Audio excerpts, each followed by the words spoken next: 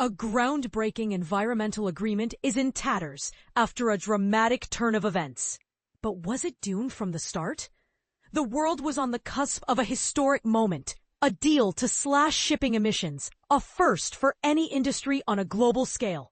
But U.S. threats and Saudi Arabia's intervention have sunk this ambitious plan, leaving many nations reeling.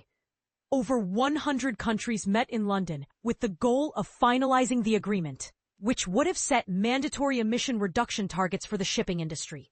However, President Trump's administration vehemently opposed this, labeling it a green scam.